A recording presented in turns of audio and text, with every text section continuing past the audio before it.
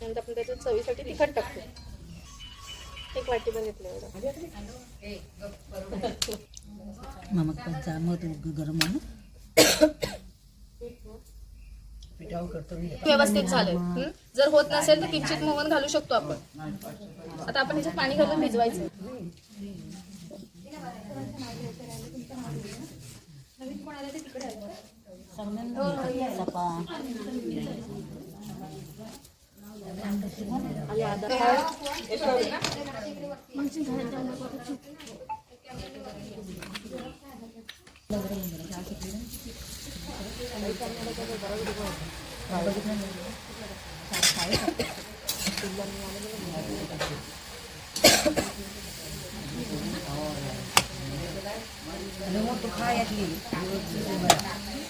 शंकरपाळ्यात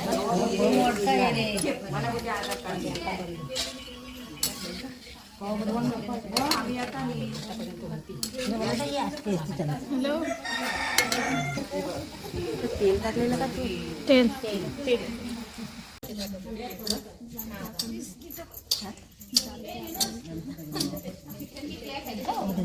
थांबा मी मळून देते.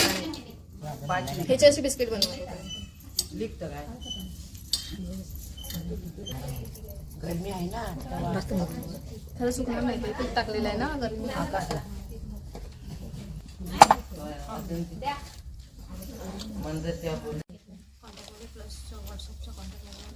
स्कॅन केलं ना की पटकन नंबर ऍड करणार. मी सगळ्यांना हळूहळू ऍड करणार. त्याच्यात खूप वेळ जातो ना त्या प्रोसेसमध्ये.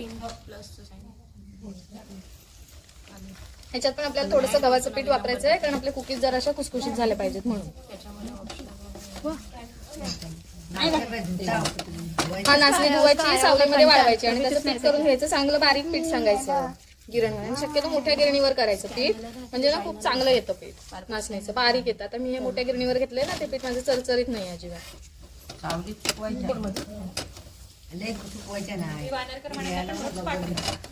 पंख्याखाली चांगली सुकते नाचणी.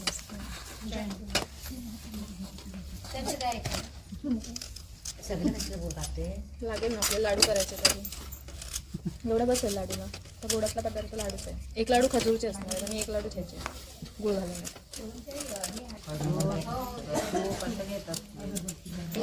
जरासं दूध घातलंय पिठाला चांगलं. म्हणजे ह्याच्यापेक्षा आपल्याला शंकरपाळीपेक्षा हे पीठ जरा व्यवस्थित आलं पाहिजे, कारण आपली बिस्किट हाताने आपल्याला घात सगळं धुण्यात झालं.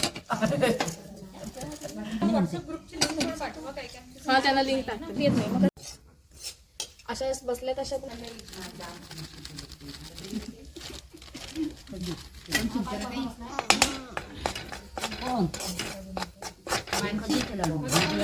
आता हे ते गुळ घालून करणार नाचणीचे लाडू, आणि आता हे खजूर घालून करायचे. हा, आता खजूरला प्रमाण घेताना जेवढंच तेवढंच घ्यायचं. म्हणजे 1 वाटी नाचणीचं पीठ घेतलं ना, तर 1 वाटीच खजूर घ्यायचं.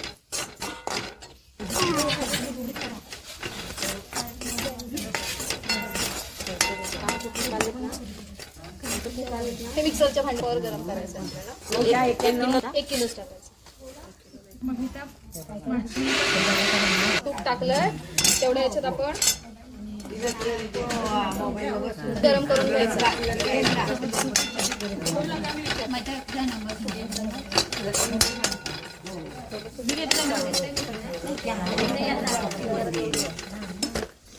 मिक्सरला वाटायचं आणि लाडू बांधायचे.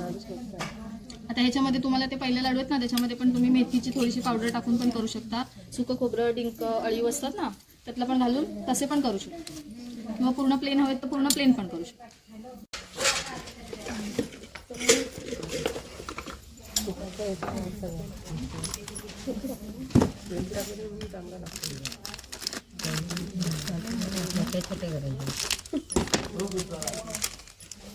शंकरपाळी करतो असे करा.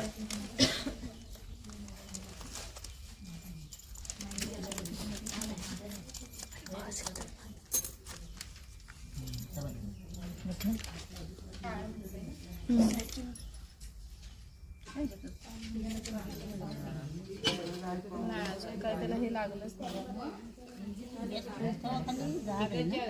ही छोटी आहे ना, पण एकदम पण मोठा केला ना तर बुडात नाही होतात ना, खराब होतात.